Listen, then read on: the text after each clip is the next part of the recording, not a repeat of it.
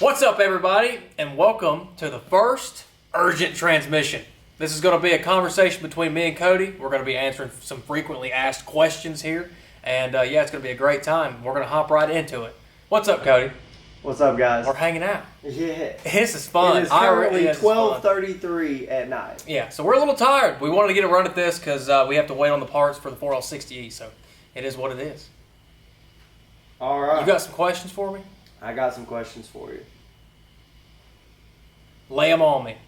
The first one is going to be from user UB1GM6JK7B. Well, that's a mouthful. That is a mouthful. God dang it. So I had a... You couldn't have put like pixie corn or something? Like just something easy? You had... Gosh. Okay. So I had a 700 R4 and a 1990 Formula Firebird 350.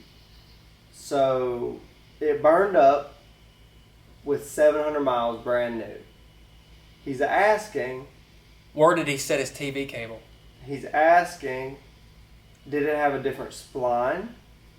Could the TV cable have come from the factory out of adjustment?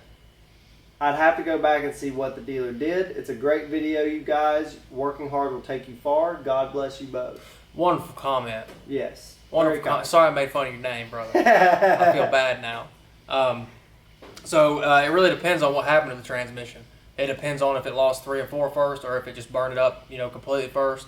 I would say, A, do you have an external cooler on your transmission? Do you have an external cooler on your vehicle to cool the transmission, specifically for just the transmission? A. B, from factory, if I wouldn't say that it would be out of setting if you got the whole entire transmission, put in and everything like that from the factory, like from the actual place with the ASC certified guys. They know what they're doing. The shift points have to be set at about 21 miles an hour for second gear, and so they normally check all that. I would be intrigued to know what the shift points were prior to it burning up. A. B, I would also like to know if he has an external cooler on the vehicle. And C, if all of his paperwork lines up, and if it's 700 miles, somebody didn't do something right. That's for sure. Good question. So, user, the rest of your name is very long, and I don't want to repeat it again, but maybe this is something that would be a good phone conversation. Yeah. Maybe throw us your name and a telephone number. Yeah. Go follow us on Instagram and shoot me a DM. There you go. Go follow us on Instagram and shoot me a DM. FSP Transmissions FSP on Transmissions. Instagram. Shoot us a DM. Maybe we could chat with you a little bit more to get a little bit more detail. Yeah, It'd be cool to follow up with you on this issue. Yeah, that'd be great. Question is from Daniel Guerrera 626. Can you do a toolbox tour? Yeah. I thought this one was hilarious. I've got so many little just intricate pieces around here. I've got some. We can do a toolbox tour one day. It would be complicated. I want to get some. Now that I'm starting to make some money on YouTube, I can start putting money back into the business. When I first started this, a lot of guys made fun of me for using screwdrivers and stuff, and it's like that's just what I've had. That's what I've been working. That's what I've been blessed with. I've been blessed with that. A lot of people have less than that. So I was blessed to even have a shop to come work in and start this craft and do this kind of stuff. And that's where my mind is different than a lot of other people. I try to look at the positive things when it comes to even, everything's not black and white in the world. A lot of it's gray. And it would be a little bit complicated because we got at least 3 toolboxes. We've got spread across the shop. Yeah, we'd have to. We need to go through them and consolidate everything and get a nice toolbox put together for me and you, and then we could do a tour of it. Yeah. And once we establish that, then we could do a tour of it. Absolutely. All right. The next one is from Heisenberg 799. I've seen Breaking Bad. I like Breaking Bad. Ignorant question, but why do you reuse some parts? Well, a lot of these parts aren't made anymore. A lot of these parts are not available anymore, and you can find them on eBay. Sure, you can find them sometimes you can find them from parts places, but that's A. B, you're trying to save the customer as much money as possible. I'm not out here trying to snake anybody, right? I have to get paid for my product. I have to get paid for my labor service. I offer a service, so I have to get paid for that. But I don't ever try to overinflate that to make it look like, oh, well, this guy's reusing, this and this and this, and then charging $2,500 for the transmission. It's like, if I'm charging $2,500 for a transmission, especially for like a 4L60E or something like that, I'm getting a reman pump, reman valve body, 5-pinion planetaries, just like we're doing with this 2008 right here for the kind gentleman. He's been a great customer. Yeah. Things like that it's like, oh, well, you get into it, and it's like a core you bought off somebody from Facebook Marketplace, right? And you get into it, and the fluid's completely red. And you get into it, and the planetaries are good. They don't wobble side to side. The ring gear is not worn out in it. 3 and 4 clutch packs not burn up in it. All the seals look like they're brand new. I'm not saying reuse the seals or anything, but what I'm saying is, based off how the transmission looks when you tear it down, a lot of times they're not as beat up as a lot of people think they are. It's not like an engine, Like a lot of times an engine will have so many miles on it, and it's like, oh, this thing has 50,000, been rebuilt 3 times, da da da.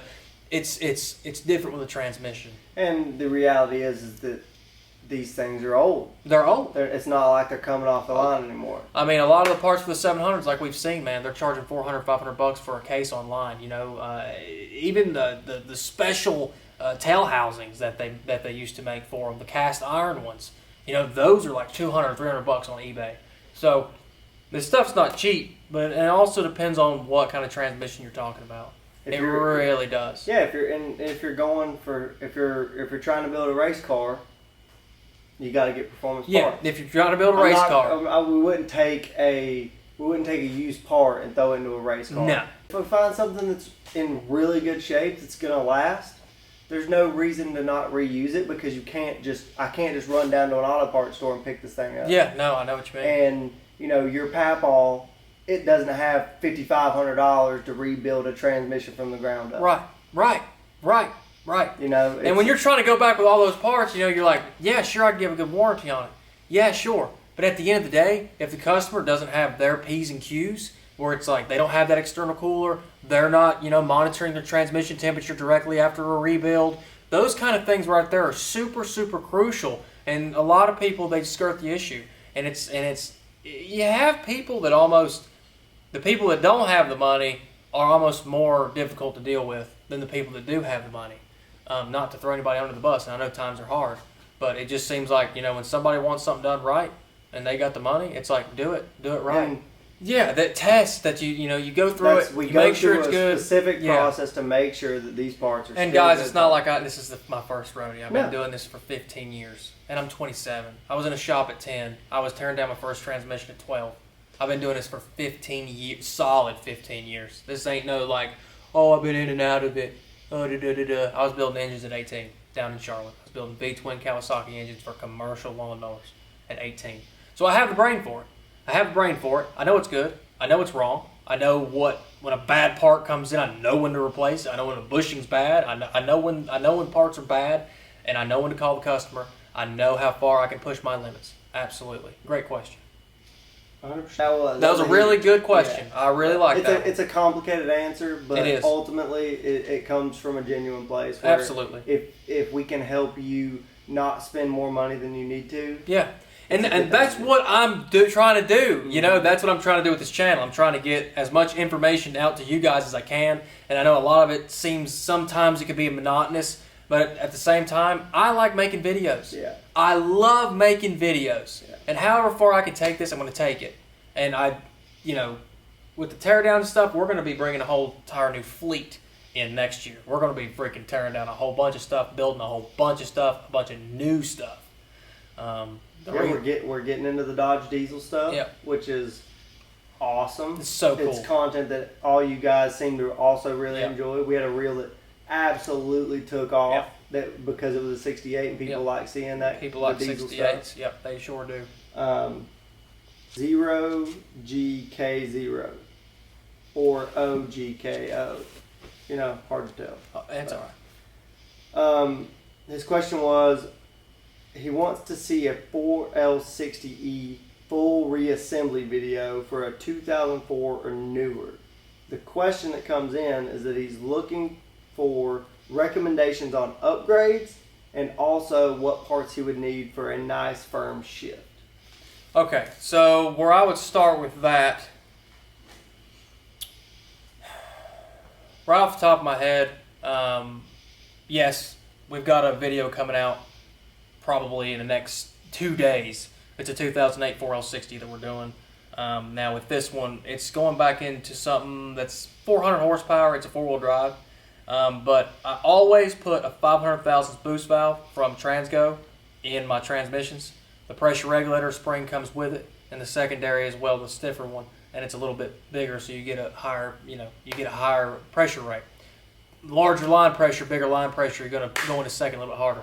Now, what I notoriously do for all my 4L60Es is I get a Transgo plate, the brand new Transgo plate, and I do all the drilling that it says on the sheet, and I've got it right over there. I'll throw it up on the screen. And that is actually our next question, so that's something we'll go over. That's fine. We'll just touch that together. But yeah, off the top of my head, what I would do, and you can do this by dropping the pan, is that 500,000 boost valve, and then you can get a Corvette servo and put it in the side of the case. You can do both of those things with the transmission in the vehicle. You can do both those things, and those are big, and those will save you some miles on your transmission too. The 4L60Es prefer higher line pressure. So, and that's just from experience. I've noticed that the 700R4s and 4L60Es, you got to jack the line pressure up, and you just got to let them eat, and you got to kind of grit your teeth and let it ride. That's how they roll. It's a super frequently asked question. I've seen it about 6 times. Okay. Going through some comments. How do you know where to drill out your separator plate? Okay, so on my Turbo 350s, I have it memorized where I drill, and I just drill out 3rd gear, and you put a hole in the plate to block off that orifice to dual feed 2nd gear. And that's some secrets that we might get into at a later date. I don't want to give away too much information on that because that's a patent move. So in the 4L60Es and the 700s, this is out of that separator plate that I was talking about a second ago, and it shows you where all the orifices are for your feed holes, 1st, 2nd, 3rd, 4th, and then it shows you your Z bolts, shows you your screen for your EPC, and then it shows you the differences here too as well. But normally I'll have either I'll look it up on Google if it's something I don't know, which is, I admit my ignorance always. I don't say that I know everything, that's for sure. And anybody who does is a liar. That's a damn fact. So a lot of times they're pretty convenient about sending these in, and so you normally can just run off this, or you can make yourself a template off of a picture. Or you can go on Google and it'll 700R4 separator plate diagram or something like that, and then you can see kind of, normally you'll have somebody that's labeled them out. Hopefully on fsptransmissions.com I can have all that kind of stuff at a later date. I really want to blow that website out of the water, but yeah, good question. Someone asked if we would do a video for how you block off your case. In my 700R4s, 4L60Es, I just put a check wall in it. And they just want to see where that goes. Yeah. So maybe in one video we could yeah. touch that. I know a lot of people don't do that, and Richard, I don't think Richard did that down at Precision, and he's a good he's a role model for me. Yeah, I mean, it's got to be done. Unless you put a pinless freaking accumulator in there, those things just wear out, especially when you get them hot. Those little tiny seals around that accumulator freaking piston, dude, that wears out so quick, and then you just got a cross leak. You might as well just block the dang thing off, really. I've seen people tap it and put a set screw in it. You can do that, but you're still damaging the case. You're still damaging the case regardless of what you do there. And they just want to see how we can do it, where exactly where it is, how we do it. So absolutely. In one video we can touch base on that absolutely. A little bit more. Yeah, absolutely. Sorry that I did not catch who posted that comment, but I remember seeing it when I was going through comments. That's fine. No big deal. Yeah, that's cool. I poured over about 60 videos earlier to find out good questions from you guys, but yeah, I mean, urgent transmission. We came up with that today, so we're trying to put it into light today. We're trying to make something out of this today. Yeah. I mean, you run with an idea and you go with it. And I think so. If you guys enjoy this kind of content where we sit down and answer some questions for you guys, let us know in the comments. Yeah, absolutely. Let us know in the comments below what you guys thought of this video, and if we should do another one, and if we should just sit down and have a conversation. And yeah, we enjoy this, so we're going to continue making videos, and you guys continue watching. Thank you guys all for your support. As always, please remember to like and subscribe. This has been an urgent transmission from Tyler and Cody. We'll see you next time. See you guys.